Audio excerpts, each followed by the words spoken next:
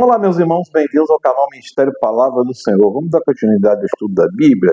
A carta de Paulo aos Romanos, capítulos 12, 13 e 14. Até o capítulo 11, a gente viu que Paulo estabeleceu a teologia lá, da justiça, o juízo, o pecado, o conceito de salvação, o convencimento do Espírito Santo, a atuação do Espírito Santo, né? E no capítulo 12, 13 e 14 vai passar as coisas de ordem prática, né? Paulo vai começar a falar no capítulo 12 assim, seguinte coisa.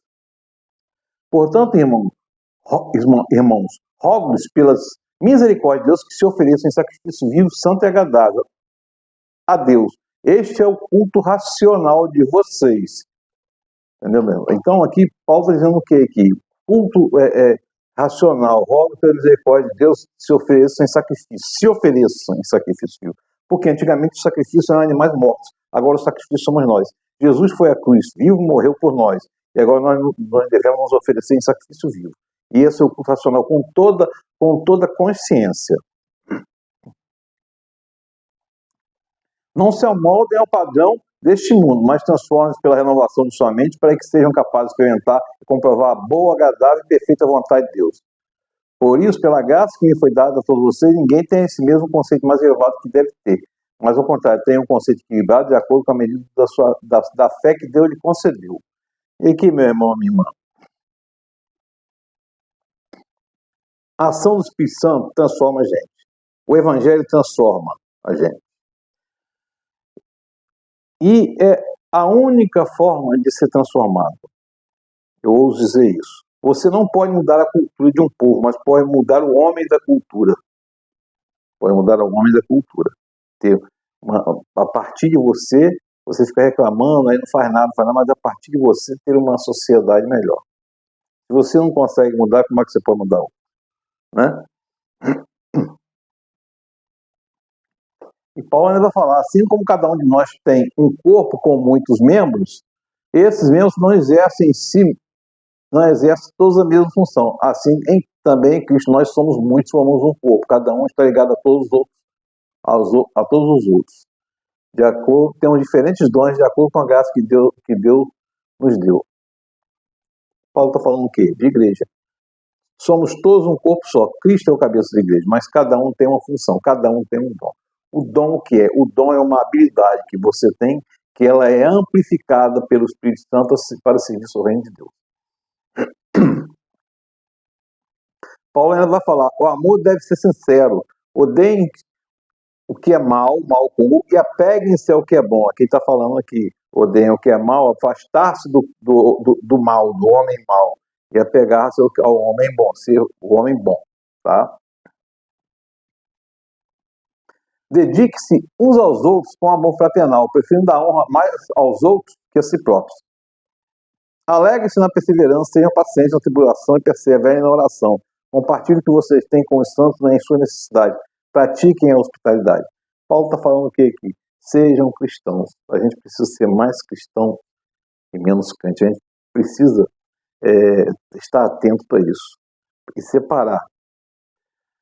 Ter amor. Porque bondade é diferente de amor. É preciso separar isso. A gente tem que entender isso. Bondade é diferente de amor. Ele está falando, pratiquem a hospitalidade. Amem ao próximo.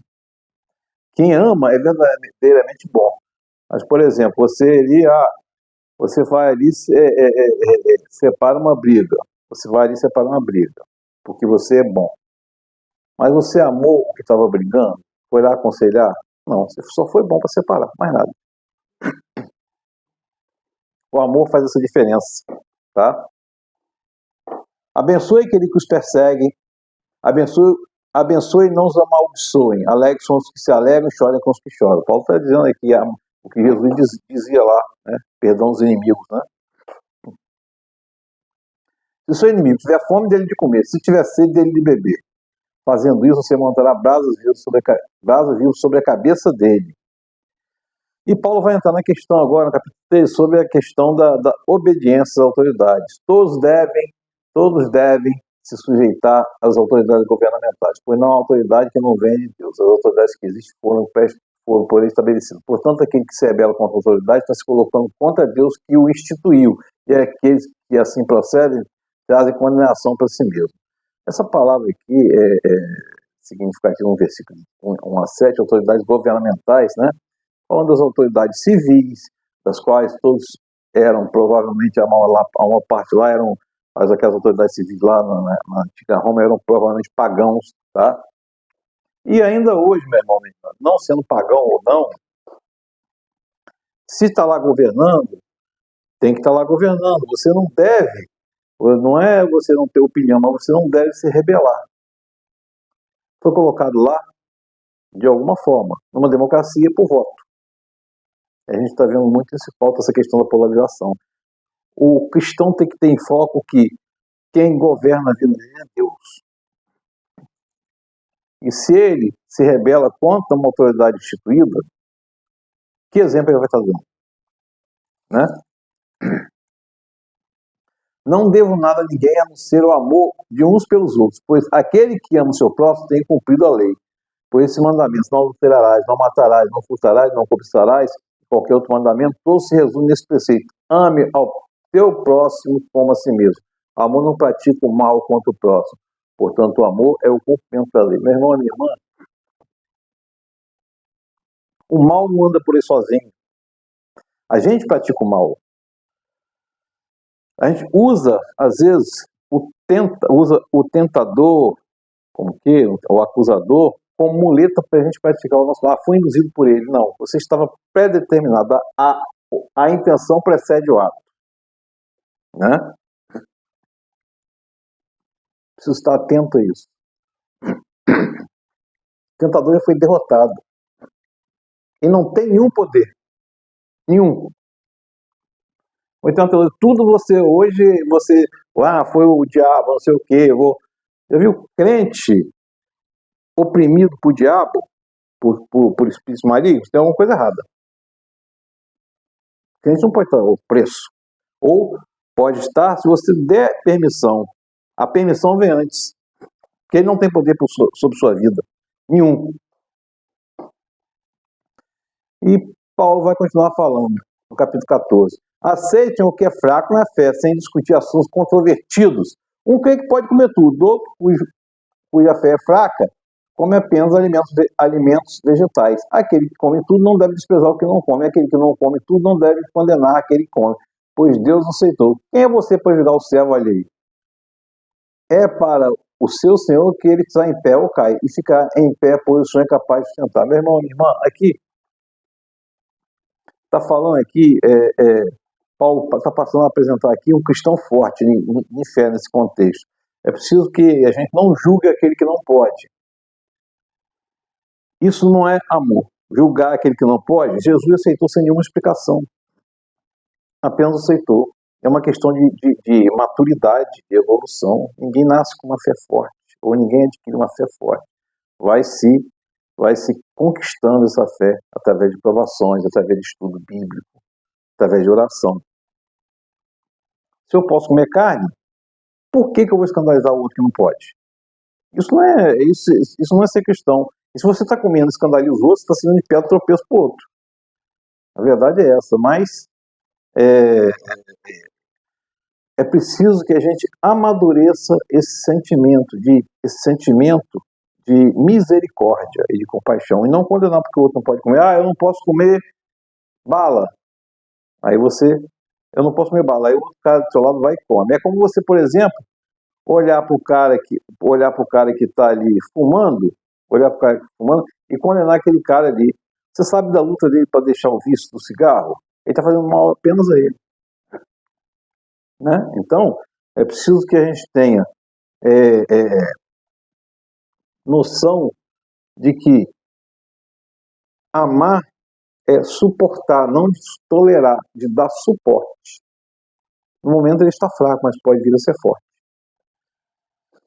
Se vivemos para o Senhor. E se morremos para o Senhor. Assim, quer vivemos, quer morramos, pertencemos ao Senhor. Tanto forte como fraco na fé, pertence ao Senhor. Você não é melhor, eu não sou melhor do que ninguém, porque eu tenho uma fé mais alicerçada, ou tenho mais conhecimento. A intelectualidade não vale nada, eu tenho um conhecimento de alguma coisa, o outro tem conhecimento de outra coisa. A minha fé não pode afrontar a fé do outro. Então, meu irmão, minha irmã, não condene o outro naquilo que ele é fraco. Você não tem esse direito, nem eu tenho, nem ninguém tem. Por esta razão, Cristo morreu e voltou a viver para ser o Senhor dos vivos e dos mortos. Portanto, quem é você que julga seu irmão? Por que você julga seu irmão? Ali já olha o cara de lado, está julgando. Isso acontece muito em igreja. Tem lugar para julgar mais que igreja. O irmão está lá, você já olha para mim e lá.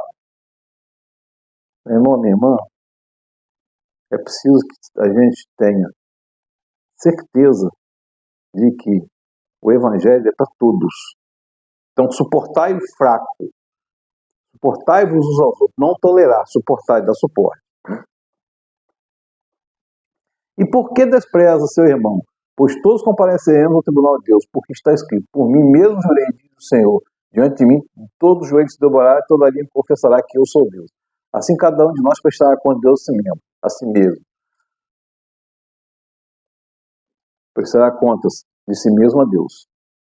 Portanto, deixemos de julgar uns aos outros. Em vez disso, façamos o propósito de não colocar pedra do tropeço ou obstáculo no caminho do outro. Se você chega como uma coisa, já olhando o cara de lado, já olhando o irmão ou a irmã de lado, já julgando, você está colocando pedra do tropeço. Você bota lá, às vezes tem ritos mesmo ritos dentro da igreja, que o irmão acha aquilo absurdo e você fica, olha para ele do lado assim, e ele não fez ali. Você fica julgando. Isso é uma pedra de tropeço.